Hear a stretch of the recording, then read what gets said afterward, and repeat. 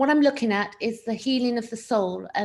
With CPTSD, we take into account, or I do anyway, that being in this human body is that I am a soul, as well as whether I am a soul or my soul, there's no separation. So for me, healing is a very deep thing that I've taken on board in myself, and having been through quite hardcore trauma as a child, I've had to basically really, get to the point of where I am healing the worst of the worst so that I can have a good adult life, because most of my adult life was eaten up, by running a business that I particularly wasn't interested in for 30 years, from the age 21 to 51.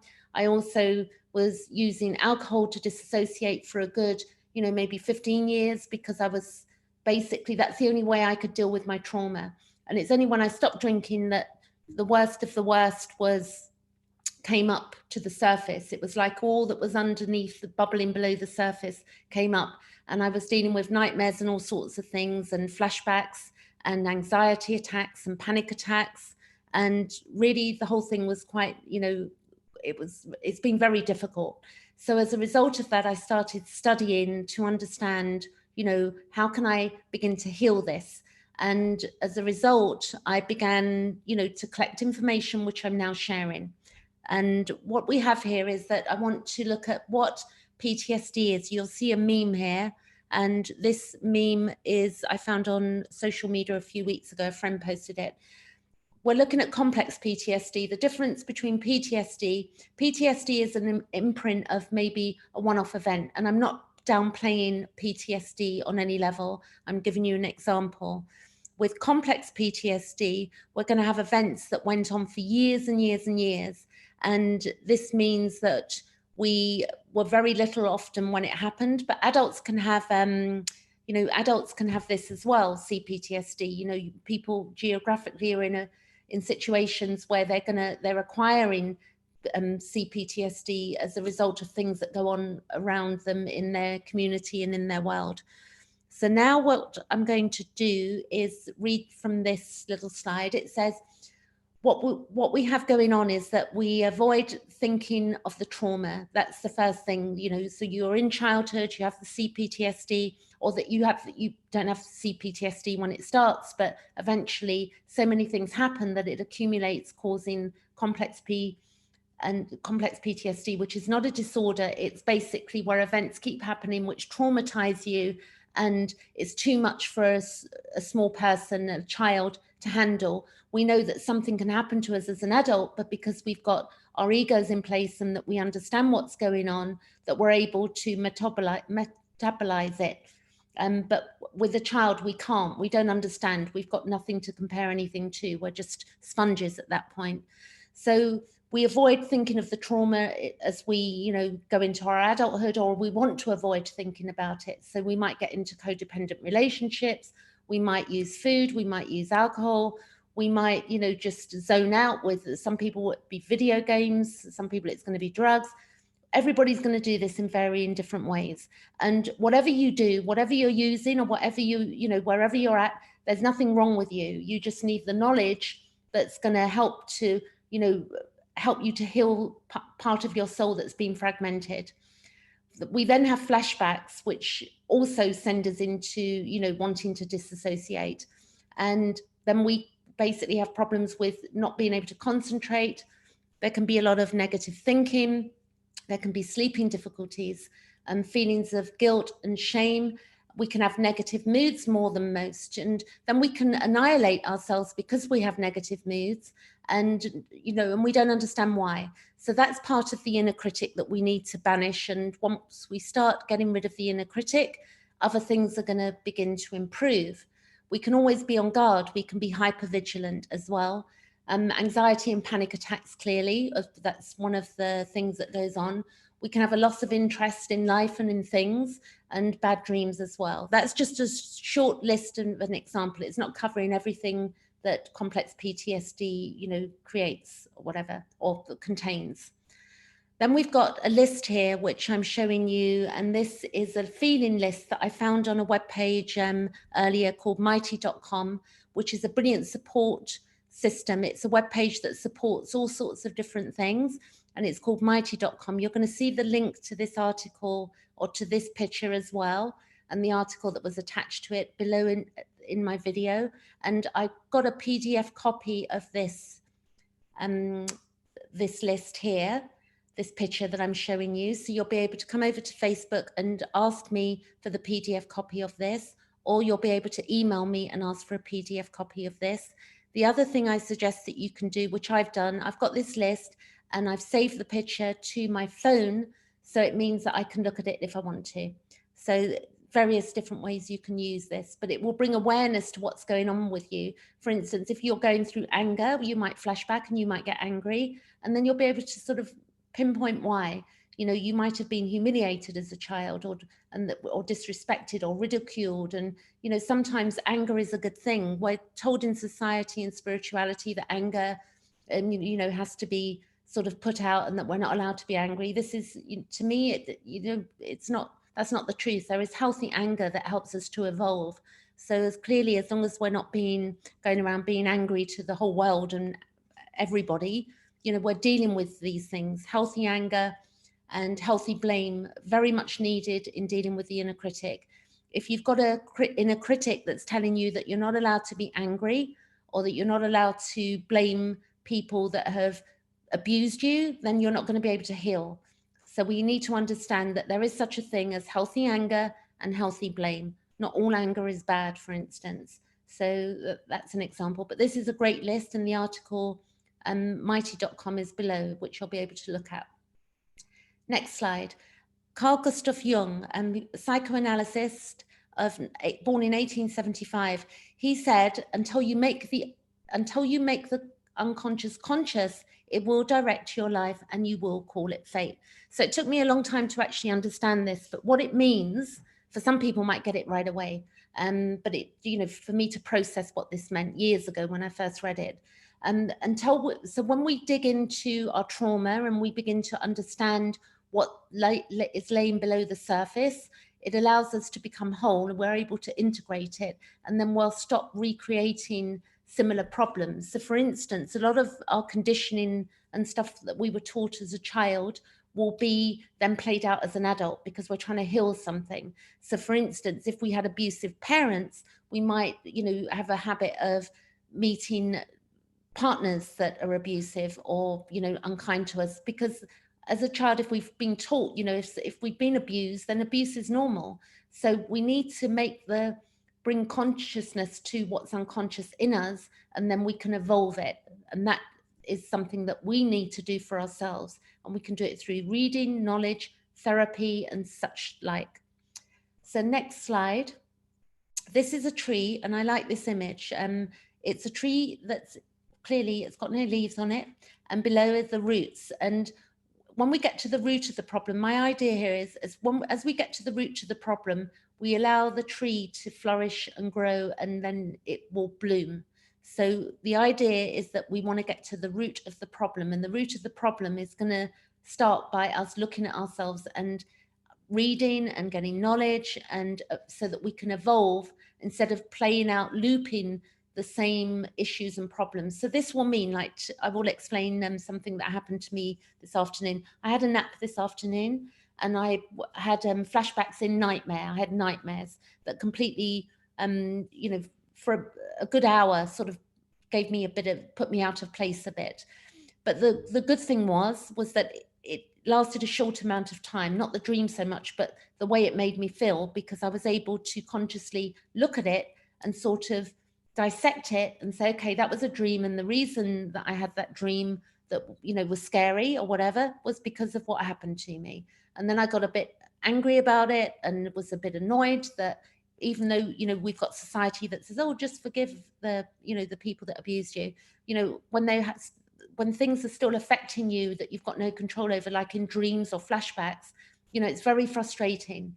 And it's okay I just want people to know that, you know, you're not alone, that there are many, many people that have been through abuse that 20, 30 years after the event are still having nightmares and flashbacks. Not everybody does, but many, many people do. So there's nothing wrong with you if you're experiencing that. And the more we look at our dreams and understand what's going on, the quicker we're going to, you know, not quickly, but we're going to evolve bit by bit, day by day. Next slide is, I'm going to read a couple of pages from this book. Now, this book, you can get a copy of this free on Amazon, USA, Audible, and you can also get a free copy of this on Amazon Kindle UK. So look to the links below where I mentioned this book in the video, and I'm going to read a couple of pages from this book. And, you know, really, the chapter I'm reading from is to do with getting rid of the inner critic. And I'm going to read a little bit, which is called Facing the Stubbornness of the Critic, because the issue is, because it's been so implanted in us, you know, we would have maybe thought as children that, you know, the reason we were being abused is because we were bad, or that, you know, we deserved it. Because often people that abuse will, you know, have you believe that as a child, that, you know, the reason you're being abused is because you're faulty, there's something wrong with you and it's your fault, which is, you know, we can, as adults, we can see just how chronically messed up that is. Like, for me as an adult, and anybody, you know, going around abusing a child is not acceptable. It is not on. And unfortunately, there are people that do this in society. There are generations where it was okay to beat your children, for instance, and there are some cultures that still do that. Or sexual abuse, another one where there's so much paedophilia in this world. We see it in governments as well. And we, you know, for instance, we've seen recently the Epstein case, you know, high profile person, so to speak. I wouldn't, not in my view, but, you know, high profile in the fact that he was known. And I saw in a news, or sort of on a feed where I think Trump had his arm around him, like they were, or shaking hands or something. And there was another one where Prince Andrew, who's, you know, part of the royal family, again, was seen at his house. So we can see that this runs right through that, you know, right up to the top. And consensus reality, you know, we're dealing with this messiness of where people, you know, are allowed, not allowed, but have been getting away with it. And because they have, you know, nobody seems to be doing anything, you know, about really calling these people out properly. But, you know, clearly, the more of us that stand up and speak, we're not just helping ourselves, but we're helping all of the children coming through as well. You know, sort of end to the patriarchal nonsense and deceit that goes on at the top. Now, what we have here is another saying by Carl Gustav Jung, and he says, as far as we can discern, the sole purpose of human existence is to kindle a light in the darkness of mere being. Now, I don't know when Carl Gustav Jung actually said this quote, but I would like to find out, and I will probably Google that and for my own knowledge. But whenever he said it, I would assume that maybe it was the latter part of his life, because he, you know, really coming to the point of understanding what is human existence, what is it, what is the point of it. So clearly there is suffering for people that have not been through child abuse. There's suffering, and how are we going to deal with this? And then also the point is that, you know, I've been through abuse for many years as a child, and I've, you know, there's a lot of good things I've done in the world for myself as well and for others, you know, not that people need to know about what we do, but we know when we're being helpful and we're being loving and kind. So to kindle a light in the darkness of mere being, and for others as well, is, you know, got to be the ultimate thing, really, that, you know, kindness and bringing light. At the end of this video, I'm not going to read this to you, but this is reparenting affirmations, and I'm going to put this in the comment box below the video. And it's a way you can speak to yourself in order to deal with your inner, you know, inner critic as well. You're basically being loving you're pretending that you're a child, and this is what you're going to reparent your child with, your inner child. You're going to start reparenting your inner child. So now I'm going to stop share, and I'm going to come back to me. And what I'm going to do is read a section of this book. I'm not going to read the whole book.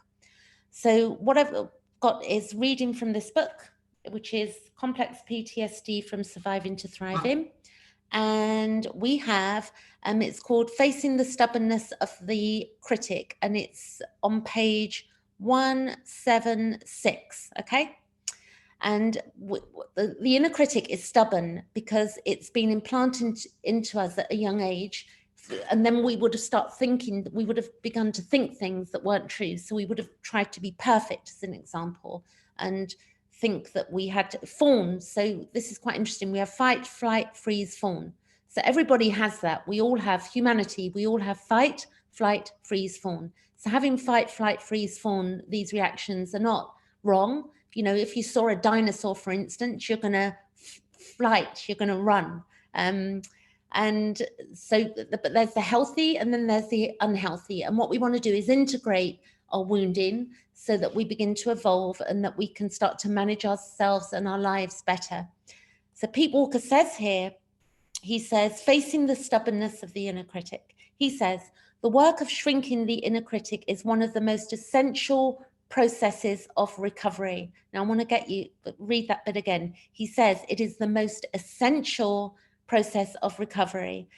As obvious as it is, its value may seem as you read this, embracing the task of renouncing the critic is much more challenging than it may seem at first blush.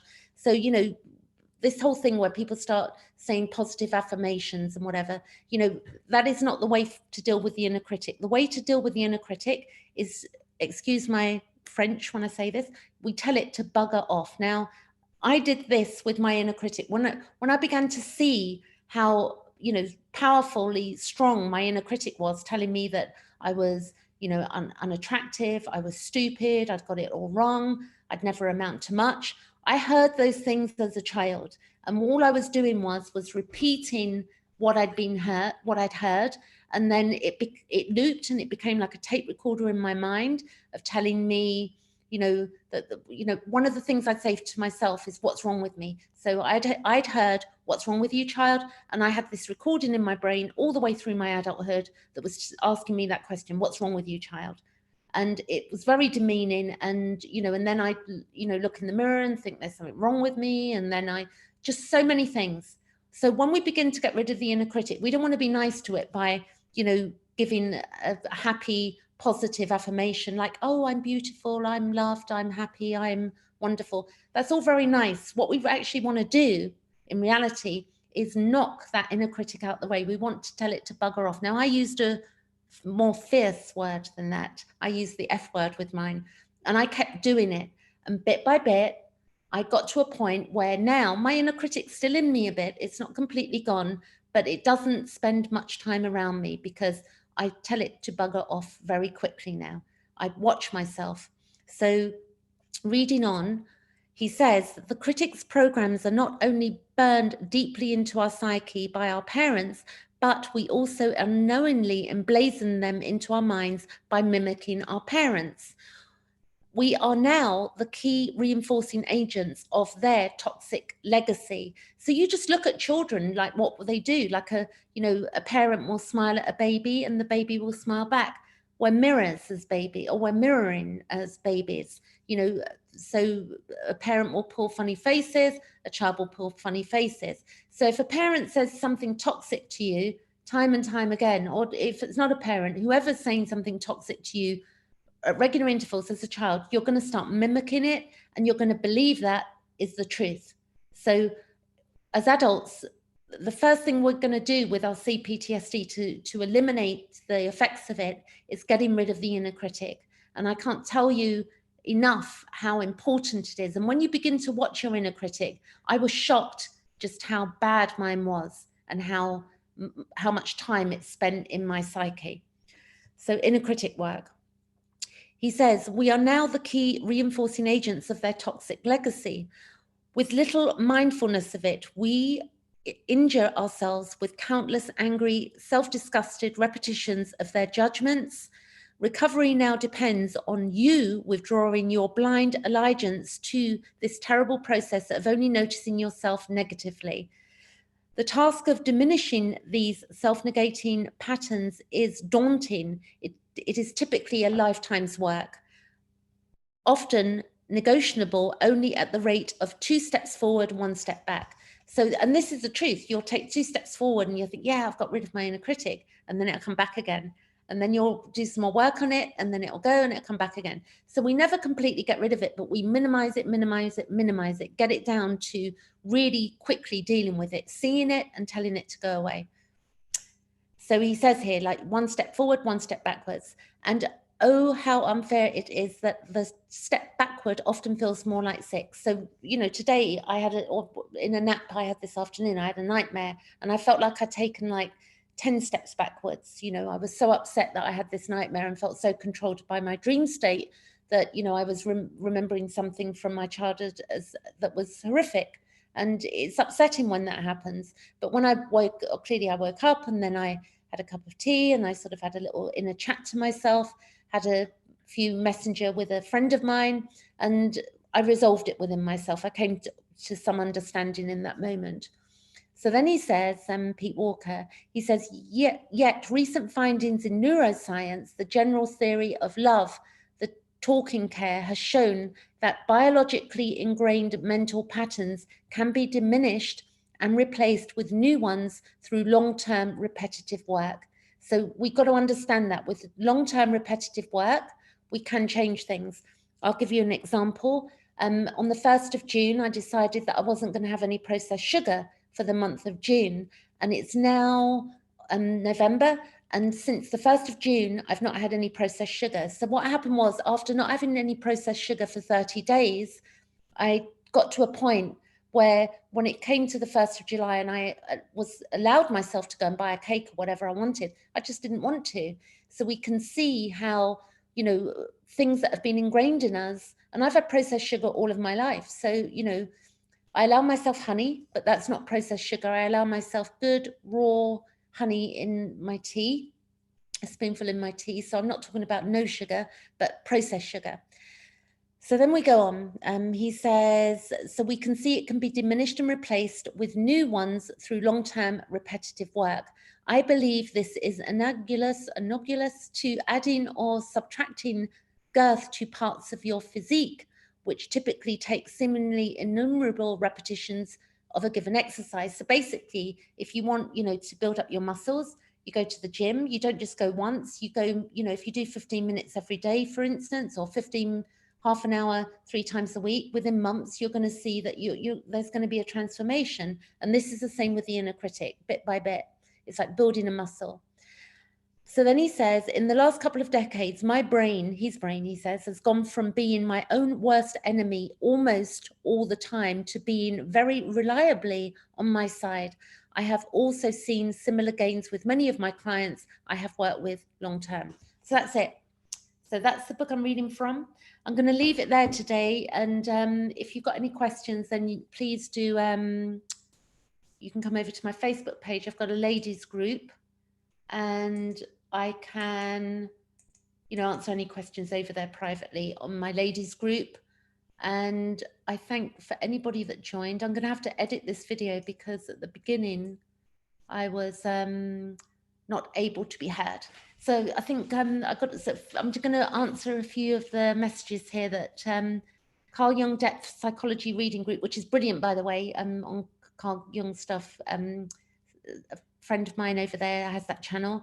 He says he can hear me. Good. Good explanation, integrating into consciousness. Yes, we need to integrate. We don't get rid of anything. We're not getting rid of wounds. We're integrating them. We can't really get rid of things that have happened. All we can do is integrate to heal. So that's it for today. Catch you later and have a lovely rest of the evening. Thank you.